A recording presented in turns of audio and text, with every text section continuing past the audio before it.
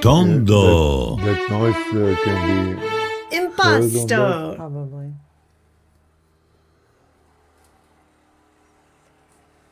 Good morning. Good morning to Tondo Impasto. Good morning, everybody. Well, we got some noise outside. We've got some noise. Yeah. I think our neighbors are getting their lawn weed whacked. We were just in the garden, actually. Yeah. You were trying to fix the tomato. Yeah. Well, that's very tasty tomatoes. Right? Yeah. It's like a burst of flavor in your mouth, Yeah. and it's about the size of a pea. Yeah. Unbelievable. Yeah. And there's so many of them. Who knew the desert could grow such bounty? Yeah. Well, Chin chin. chin chin. Let's begin. Yeah. I'm Kras. Wait. You're Kras. I'm Kras. You're Amy. That's my daughter, I don't know why I said I'm Kras. Okay, this has been a morning. Started out with an appointment I had with one of those artwork inventory software companies. Yeah. And because they're based in London, I just normally wouldn't do anything before the show, but this was my only opportunity. Otherwise, I'd have to meet with her at like 4:00 in the morning. Yeah. So anyways, we are cataloging our family's legacy one piece at a time, live stream. This is called Tondo Impasto, and I'm Amy. I'm Kras. And welcome. We're happy you're here. Today's Tuesday, and we've got 5 more paintings. Yesterday we talked about some beautiful paintings of your father Boris. Yeah.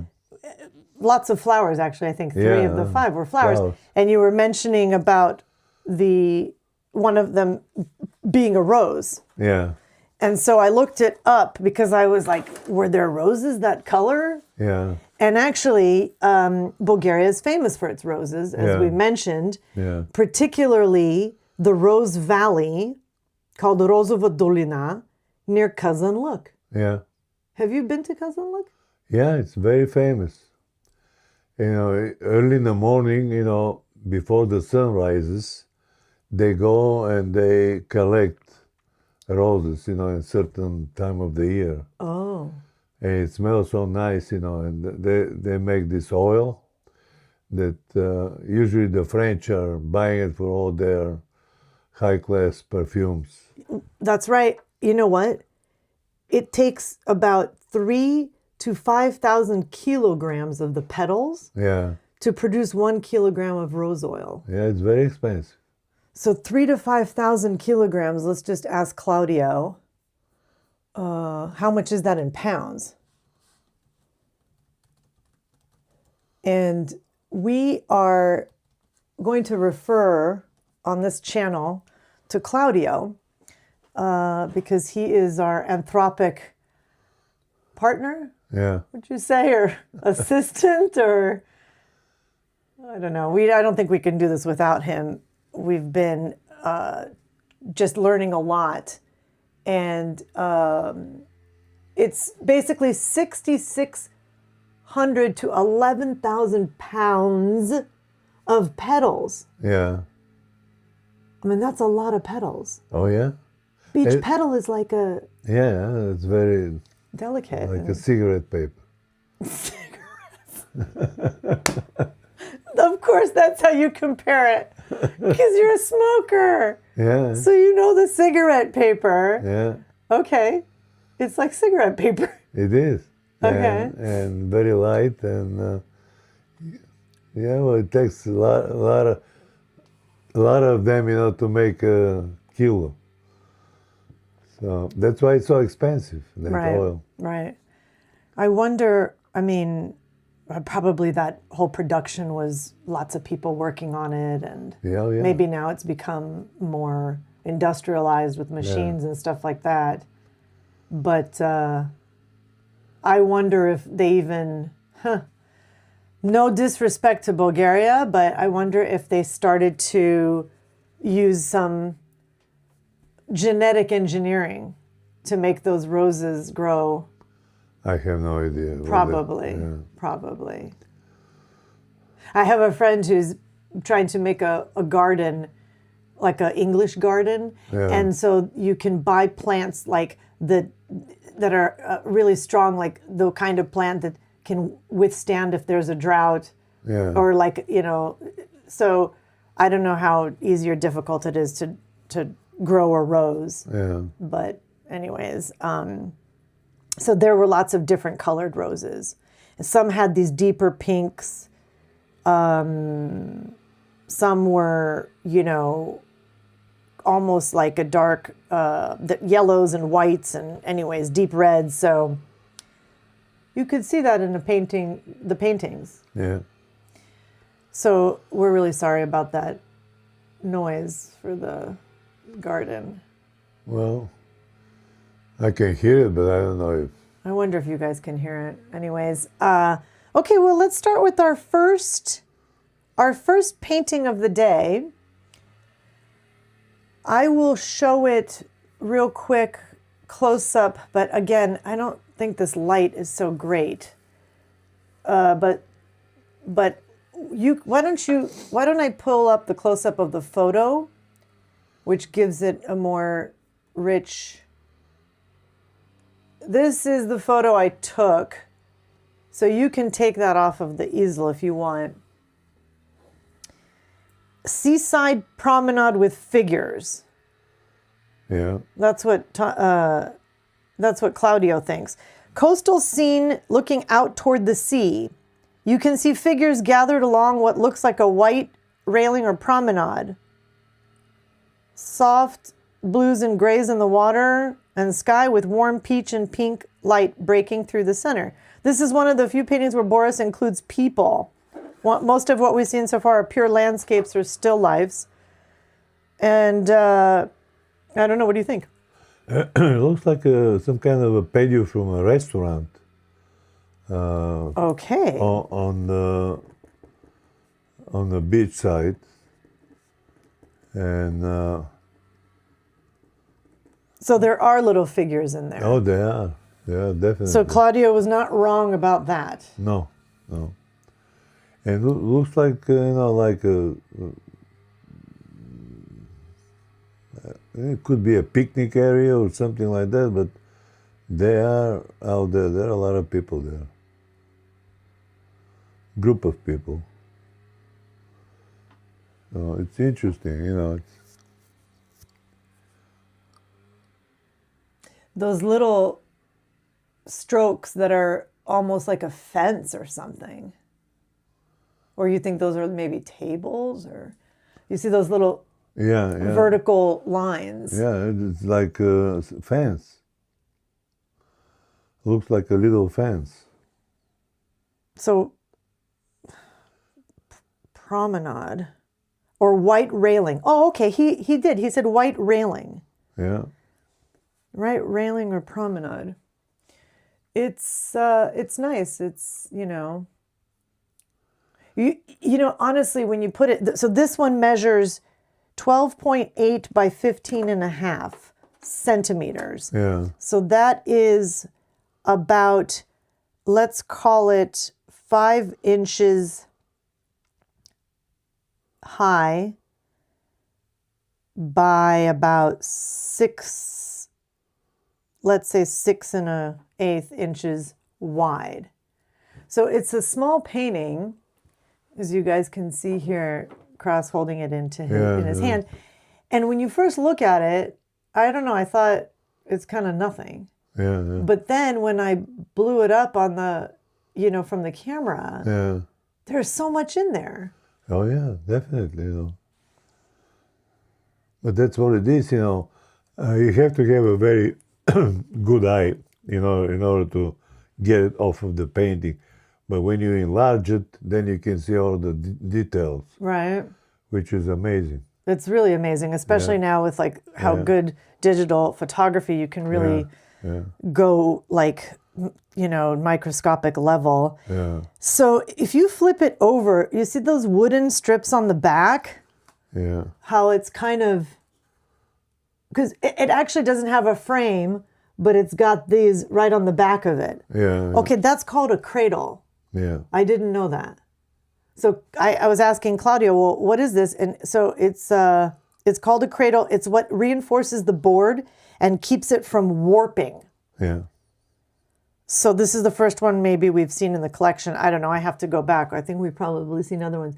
But honestly, it's a little bit warped. Look at this. You see this kind of... Yeah. So the cradle is to keep it from warping, but despite that, it's still warped a little bit, even on this side too. Yeah. So actually, we should put that in the condition that it's, maybe we have to say that this condition is It can be fair. glued. It can be glued. So it's very, very simple. No, I'm not talking about it not being able to like be repaired, but I want to just be 100% transparent that this one is warped. Yeah. There will be some that, you know, they're not going to be in excellent condition. That's just the way it goes. But it's quite lovely. Yeah. So this one is number 21. 21 is a funny number in our family because there was a Bugs Bunny cartoon where he is playing blackjack Yeah. against that one guy. I can't remember his name. He's the Succotash Sam. He's the guy with the cowboy hat. Do you remember those Bugs Bunny? Yeah. Well, Sort of.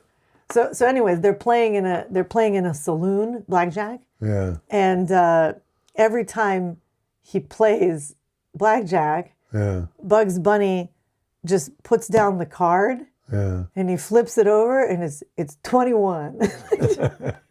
It's just, and so every time the guy lost and he got so upset, so we joke 21. So this little seaside promenade with figures is number 21. Yeah. Do you want to change the title or do you like seaside promenade with figures? But that's what it is. Okay. Yeah, and see how I added here cradled? So that's a new category that we've added to our checklist is when it's cradled like that. So now we know why they put it in that way. Yeah. Let me show it to you guys one more time and then we'll move on to the second one. That's Seaside Promenade. 21. Yeah, exactly. Unframed. Yeah, it's very good, the condition. I'd probably put fair. Excellent is good. Excellent and good, in my opinion, are like you don't have to do any kind of repairs. And then fair means you got to probably do something. The painting itself is very good. You know, there's Oh nothing- yeah. But this is not like a grade on the condition, the painting itself. Yeah. This is the condition of the painting. Yeah. Okay. So I would make it fair. I mean, it's if this ends up with somebody, Yeah. you know, maybe they won't mind. But I don't know. They'll say, well, how come I didn't know that there was, you know, so you have to know that the condition is. Yeah, but you see, when it's framed, you don't have to do anything. When you frame that thing, everything will get into a place. Yeah, that's true. So, I mean, you don't have to do anything. Now, you can glue it, you know, so it can stay like it is. With tutkal? Yeah. So, anyway. Well, okay, but so for someone to like do that, to put the glue perfectly back Yeah. there and to, fix it so that it sticks and all that. That's work. Yeah. So that's why I think, between good and fair, because Okay. it's not a, yeah. Okay, so by the way, Mom, she's so good. She wrote, I found this album, this page from an album, okay? Yeah.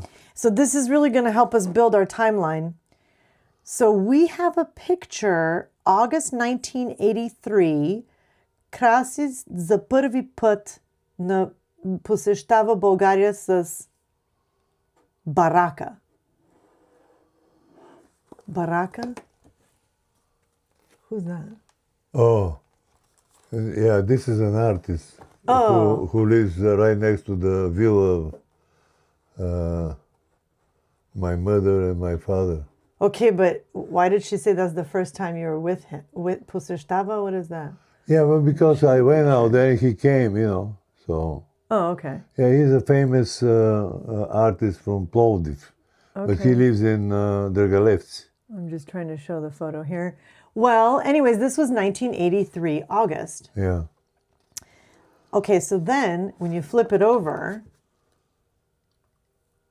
we've got a picture of me 2 years old. So this is like, there's no chronology. Yeah. It goes from 1983, then there's some like baby pictures of Eric, or not baby, but like elementary school. Yeah. And then there's one of me, and Mom when I'm 2 years old.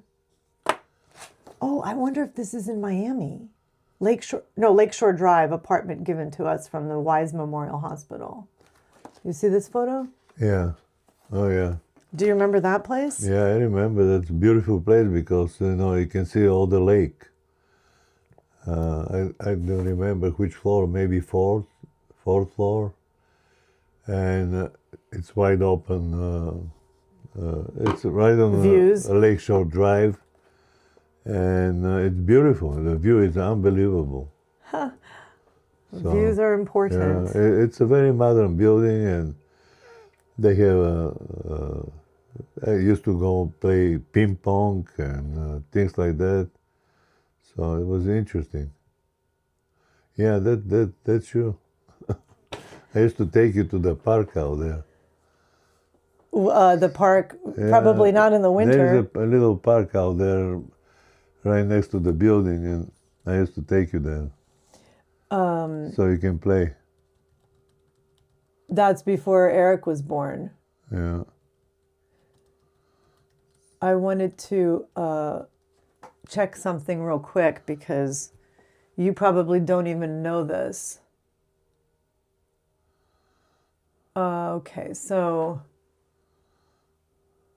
ping pong was trademarked in the early 1900s by English manufacturer J. Jacques and Son, who sold the rights to Parker Brothers in the U.S. So when the sport went to organize internationally, couldn't use the trademark name, International Table Tennis Federation was founded in 1926, using table tennis as the official name. So ping pong never really went away. Most people still say it, but it became Olympic sport in 1988 as table tennis. Yeah. You used to play? Yeah. Oh, that's right. Well, anybody can play that.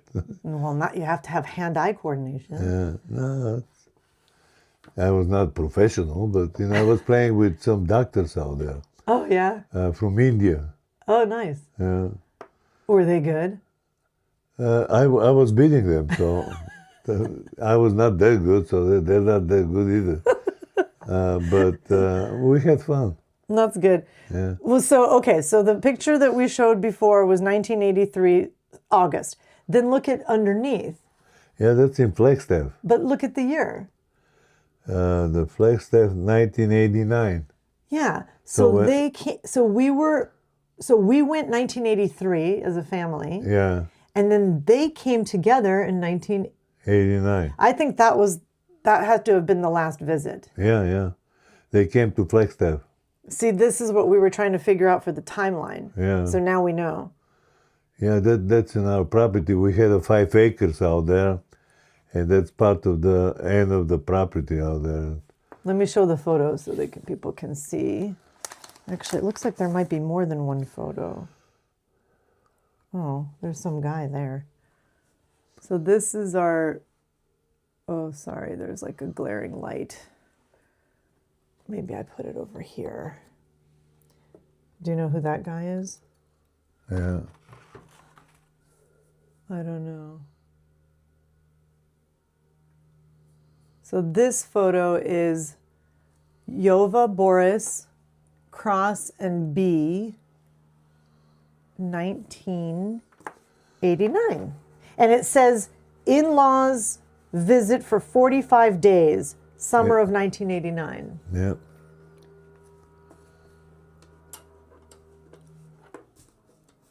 I actually drove by the property and it's totally different now. They had a fire. Oh, really? And all these trees are gone. Oh, really? It's unbelievable how you can't recognize it. Okay, there's that noise, you guys. We're so sorry. I think now they're blowing. You know what? If this is going to be on Tuesdays, maybe we have to start later on Tuesdays. Yeah. But I can't figure out who this guy is. Do you want to use the lupa?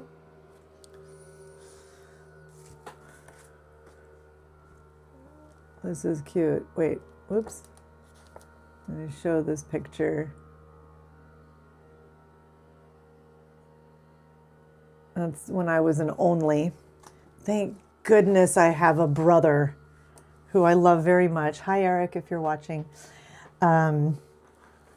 Maybe we can invite him to come sometime and sit here, have a third chair. Yeah. And Eric can come and tell some stories. Yeah, sure. That'd be fun. If you want to, I know you're working, so. I can still figure him out. That's okay. It's a lot of years ago, so. I know. Okay, so look at this one. Oh wait, here, let me put this back. Look at this one. I photographed it. I photographed it like this because I thought maybe that's water up at the top or sky. Let me show you how I did it. Yeah, I did it like this, but I have no idea if that's the correct orientation. Yeah, well, that's how it looks like. You think so? Yeah. Yeah, so I wonder how annoying the blower is. Okay, so this one Claudio called turbulent landscape. It is a turbulent. It's like some kind of a water goes through some rocks. Coming down from a mountain or something. So he says this one is different. Swirling purples, deep blues, blacks, and bold white strokes churning across the surface. It's almost abstract. You can feel the energy in the paint. This one is some of the heaviest impasto we've seen. Strokes rising several millimeters off the board. It feels like a storm. And I'm not even sure I photographed. Oh, I don't think I photographed it the right way. Okay, that's funny. I put my my notes in here again. Kras, let's look at it both ways. Is this one of Boris's more experimental pieces, or do you recognize something in this? Is there a clear horizon line? And I'll try to show it actually both ways on the camera when we're on the easel. That's the way, you know. This is the way. All right, so let me show it. This is how we had it. Okay, and then this is the other way. Yeah. Which I'll just show it for people to kind of see on the close-up. Wait a minute. There we go. So that's the other way. And it's not the same lighting. I really apologize about this. I got to figure this out. how to fix the lighting so it's more similar. But anyway, but the way I shot it, you think is the right way. Yeah. By the way, the mug that you guys can see here in the frame, that's that's my mother's cup that she made it. Yeah. Yeah, that one is from 1971. Yeah. Usually there was about 6 of them. With yeah, a whole set. So maybe we'll find some more. Okay, yeah, we certainly will. So let me put this back for this one. That's number 21. So this one's 22. And, you know, this is something that I think is worth mentioning because there's no rule, I think, about how you want to hang your painting on your wall. If you want to put it sideways or upside down, or, I mean, it's up to you, right? Yeah, it's freedom of expression, you know, the way you feel like it. You know, to me, that's how it's supposed to be. Yes. For some people, maybe they like it. They might like it, down, exactly. Or, because it's an abstract, you know, you can play with it. And it depends of how it things on the wall, you know, different things. So you can put it any way you want it. Yes. You have a painting, salmon. The salmon? Yeah. Or is it the koi? I think it's a koi. It's a really huge painting. Yeah, the koi. Jeff has it in his office. Yeah. And we used to have it where the koi is looking like it's swimming up. Yeah. Right? But then the wall's not tall enough to present it that way. Yeah. So then, you know, you can make it either going to the left or swimming to the right. So anyway, so that's kind of the same concept here on this one. Yeah. So, okay. So that's Turbulent Landscape. I don't know. Do you think that's a good name for it? No, that's fine. But this one looks like it's in actually excellent condition. Do you want to take a look at it again? Yeah, it is. There's no warping. There's no, everything is. And this one's cradled. Let me show the back. It's cradled, but it has this little frame too, which really keeps everything intact. Yeah. Let me just show the back and put it in the... Okay, so now it's just getting really loud. Everyone needs to turn their volume down because it seems like they're right outside our door here. I don't want to play with the volume because I'm afraid if I mute it, I won't be able to turn it back on. Yeah. Anyways, all right, so that one is done, right? Yeah. Okay, good. You put 22. This one is starting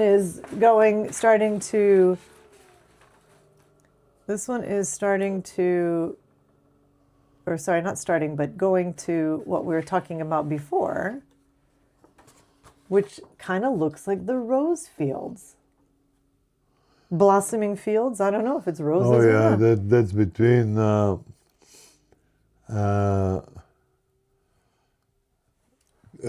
going towards Plovdiv. Okay. It's called the Plovdivska Dolina.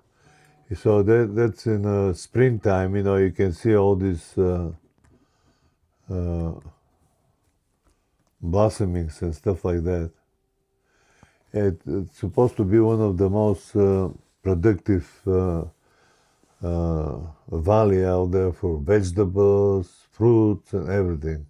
Fertile ground. Yeah, and it's a very nice climate. You know, it's always warm, and so it's a beautiful area. So that's what it is. When you go with the train towards Burgas to the Black Sea, you can see it. You know, it's about half an hour. Big valley with lot of trees, vegetables, and everything. Yeah, that's a nice painting. So definitely not rose field then. No. More of a fruit orchard. Yeah. Okay, well, I'm going to take away this part. So the whole painting is bathed in this soft pink glow with purple mountains in the distance. Yeah. That's Stara Planina in the back. Okay, so Stara Planina. Let me just show it again. That Stara Planina means old mountain, right? Yeah. Or they call it the Balkan. You Oh, know, the Balkan. Part of the Balkans.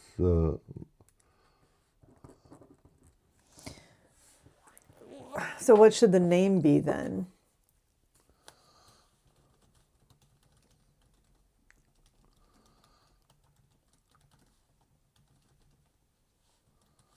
What do you think? Huh? What should it be called? Like should we call it? It's Plovdivska Dolina, but how do you translate it? So Claudio says that Stara Planina is the same mountain range that gives the entire Balkan Peninsula its name. In English, they usually call it Balkan Mountains.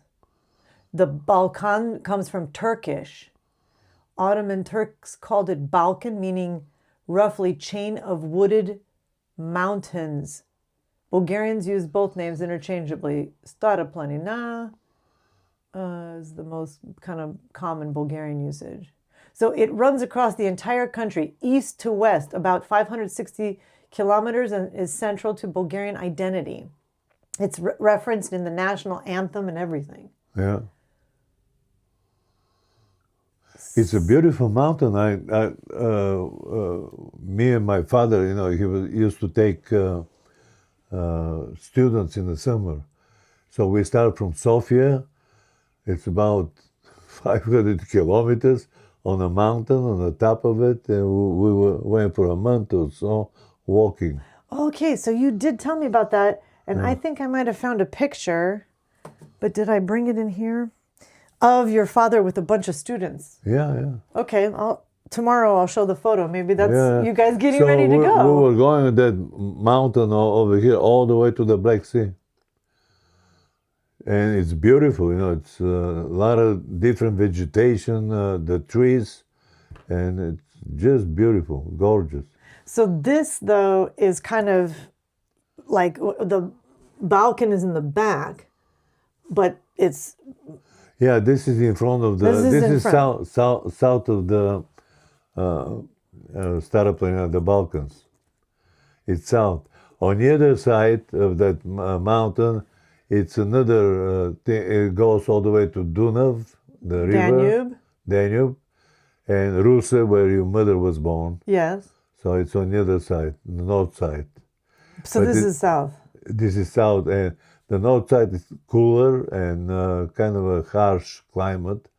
The south, because of the mountain, protects everything. Yeah. And that's why it grows so nice and beautiful there. Yes. So back to what do we call this one? They used to call it the Plovdivska Dolina. Oh, that's right. You told me to look that up. Let me just check that real quick. Plovdivska Dolina. Okay, that's nice. It's very sweet painting. Plovdiv Valley. The valley around the city of Plovdiv in central southern Bulgaria. Yeah. Plovdiv Valley? Yeah, Plovdiv Valley. So should we call it Plovdiv Valley? Yeah, yeah. Okay. Plovdiv is an amazing place. Yeah. And I was born in Pazardzhik, so it's between Pazardzhik and Plovdiv. So it's a part of, you know, it starts from Pazardzhik all the way to Plovdiv, all this... The valley. The valley. Yes. Well, very good. So that's... Yeah, so the other thing, by the way, about the Rose Valley, I just saw this in the note, Bulgaria has been making it since the 17th century. Yeah. So that's pretty amazing. Yeah. 1600s. Old history. Lots of great things. Let's not forget them. That's why we're doing this. Yeah. So. It's a legacy. Yeah, it is. Okay, so then shall we go to the third painting? I'll show this one more time. And then this is the next one here. So anything, oh, this is number 23. Yes, that's 23. And I'm just going to put this back into the album here. Thank you, B, Mom, for doing such a good job writing things. She told me that. Write down on the back of the photo what, who's in the picture and when it was taken, because you will forget. Yeah. And, you think you're going to remember, but then you totally forget. It's a frame, and that's... No, this one does have a little frame. It's framed. Is it? Yeah. It's got a cradle and a frame. Oh, No, doesn't it? Or is it on the outside? Well, it's painted. Yeah, Oh, yeah, it's a tiny little thin frame. It's painted, over the thing, so... this is not a frame. He made it look like a frame. Well, that's almost all of them look like that with these little toothpick. So this is all for the preserving the preserving the integrity of the. I don't know what do I put over here? Frame. So frame. Well, that's what we have to decide. With these little guys, do we just say that it's a frame? Okay, let me just show it again. I think we say it's framed because if we find something that doesn't have any construction around it, then that's unframed. But this alone took him, I'm sure, longer than the painting the painting itself. Yeah.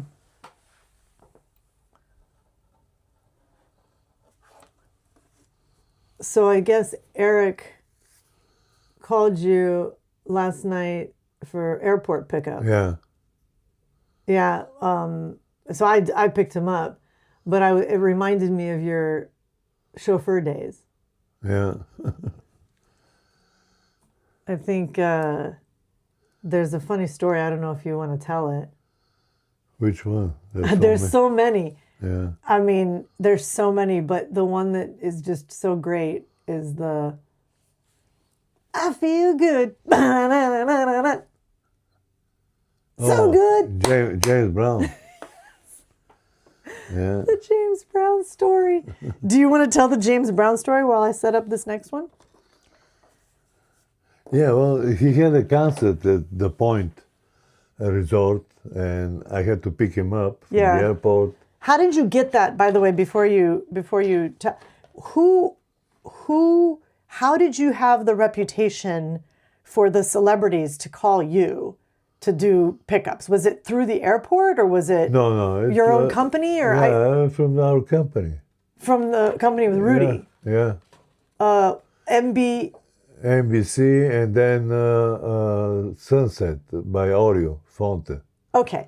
So you had this company, and then how did they know, Well, I had one of the best limousine to begin with. Okay, so it was your car was the limo was. Plus, I know how to take high class.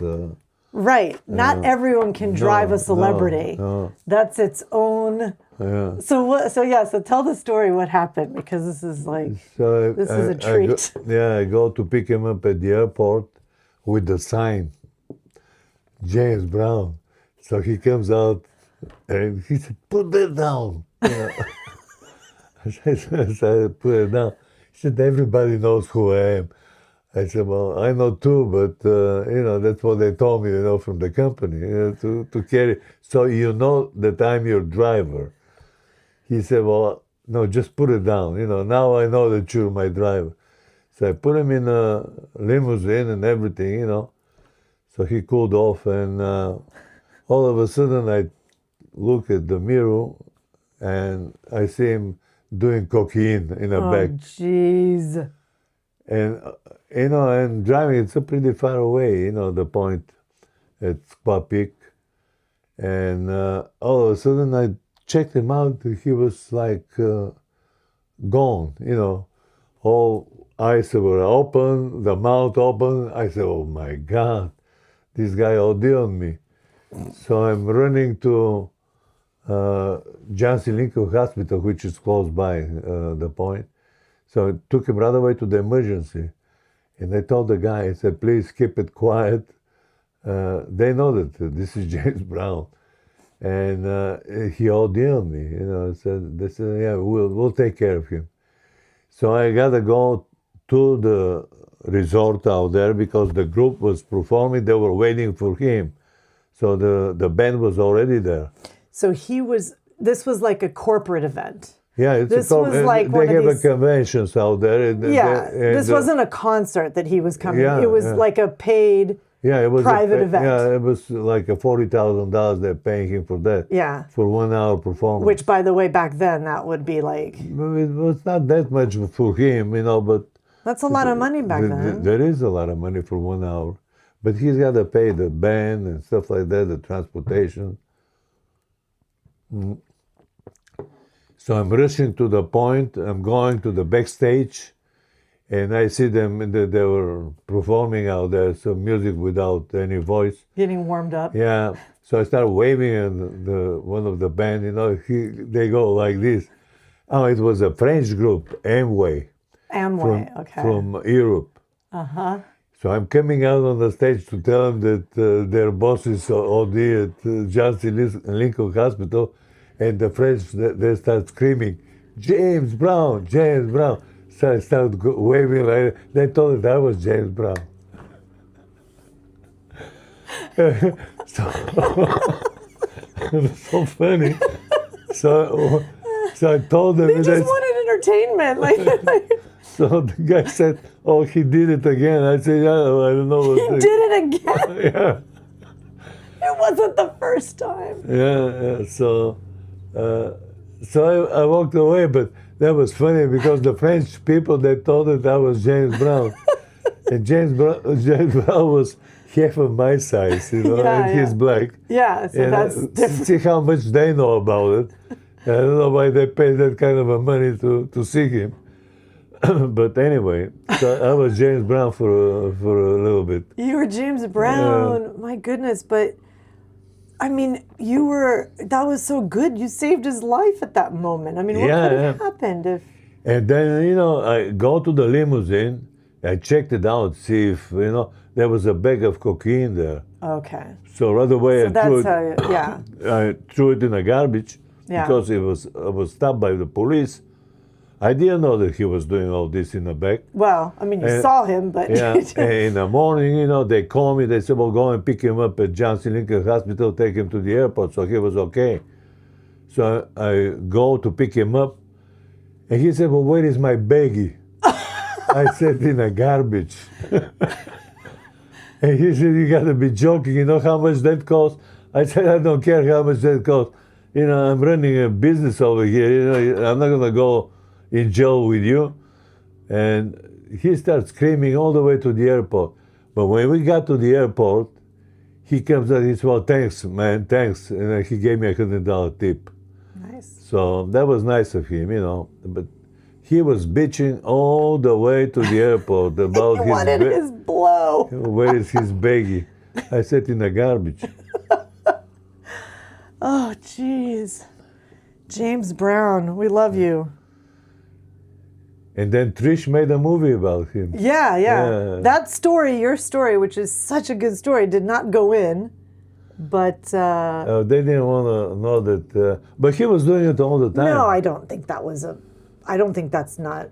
I'm sure that's a public thing, that he had a drug problem. No, because the band, they said, well, he did it again, so apparently that's nothing new for them. Yeah. So a lot of people, do this. Yeah. It's like, even as we see, like politicians to celebrities to whoever, Yeah. People with money. People with money. Yeah. Oh, I love that story. I think what we'll have to do, because I know you have more limo stories. Every once in a while, we have to pull up a limo chronicle. Yeah. Yeah, they drove a lot of famous people. And Yeah. usually, you know, we're talking like we know each other for a long time, you know. We just met, but, you know, they had a very nice conversation with me all the time because I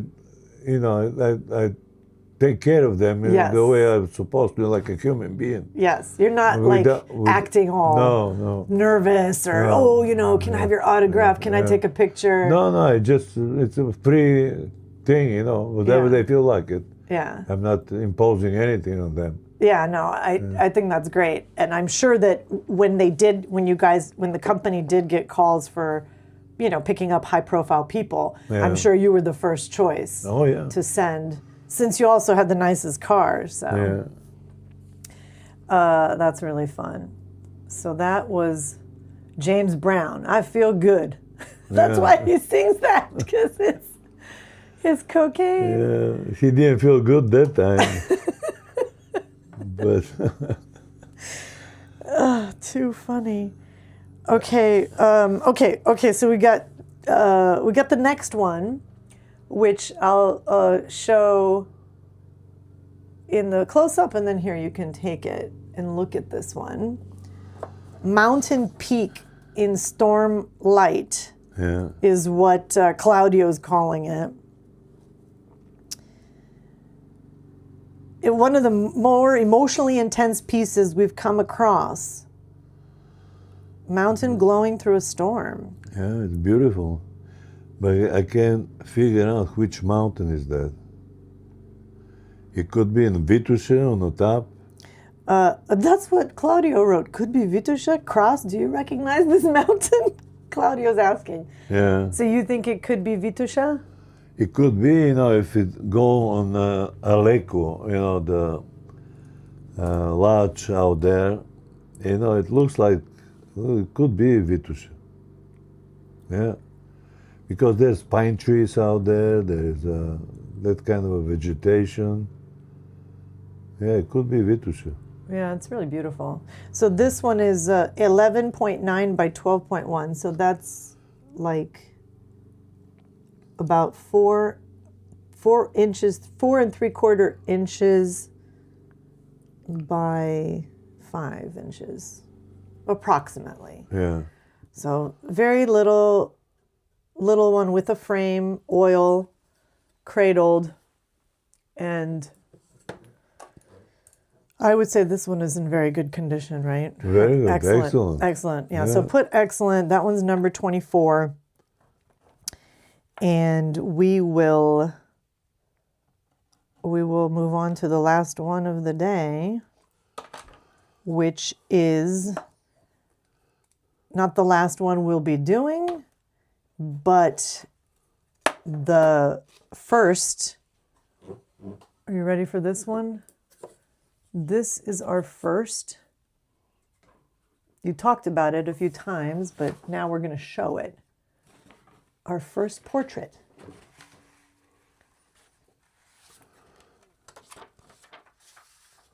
I don't know who this is.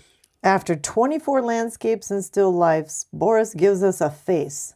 A woman with dark auburn hair and these expressive downward gazing eyes. Same bold impasto, but you can see he's more deliberate around the features. And this is all one unit that's cradled because you can see there's little nails that's got it pinned to the cradle. Yeah. So you don't know who this is? That's what Claudio's asking. Kras, do you know who this is? I have no idea. Well, I mean, he does things like that, you know, wherever he goes, and he feels like he's got to do something, and it could be some unknown person for him, or it could be, I don't see any relatives of ours. No? No. It's some lady. It's pretty, though, for such a tiny little thing. It's like 4 3/4 by 4 inches, or 11.9 by 9.9 It's centimeters. very nicely done. Yeah, it's. I know. I definitely know there are more portraits, like little ones like this, because I have a picture of myself with one of them.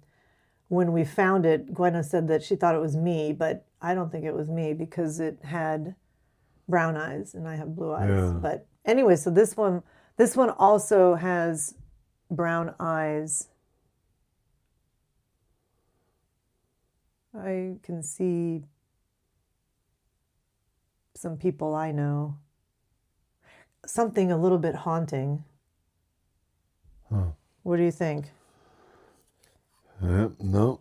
Doesn't it? To me, it doesn't. The gaze is not. I don't know that it's happy. It's almost like hollow. What do you think? I mean, there's not a smile there. Or do you think there's a smile?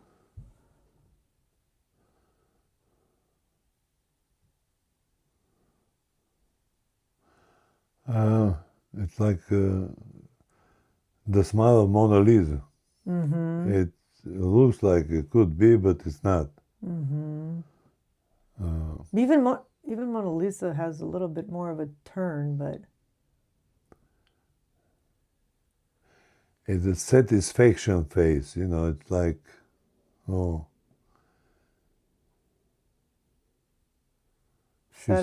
satisfied face. yeah, satisfied. Okay, well, that's just really cool looking, and So maybe she's happy that he's doing a portrait of her. yeah, I like it. It's also excellent condition, right? Yeah, very nice. Okay, well, that's number 25, and that's it for today in terms of the paintings that we're cataloging. Yeah. And we'll be back tomorrow with more surprises, more stories, more history unfurling for you all to witness. Yeah. We hope you enjoy. Well, now the gardeners are gone. Yeah, either I have to see, maybe I can coordinate and see if we can have them come. It's all right. I mean, they can come in the afternoon. Right, that's what I was going to say. So. Well, we're just, plugging along, got 25 down. Yeah. That's pretty good. Yeah, we'll get it better. Yes, I mean, because we got tons of them. Yes, so. All right, well, chin chin. Chin chin, ciao ciao. Ciao ciao, everybody. We'll see you tomorrow. Arrivederci. Arrivederci, yeah. What was the other one that you said yesterday? Ci vediamo. Ci vediamo. We'll see you. Yeah, we'll see you. Thank you so much for staying, and please subscribe. We're trying to get 50. Yeah. How many we got so far? I think we have 12 now. 12? Yeah, Wow. we got a couple more. Yeah, well, it's coming up. Yes. No rush. Yeah. It's all good. We'll get better too. Pardon us for the loud noises there with the gardening. All right, so that's it. All right. Tondo Impasto.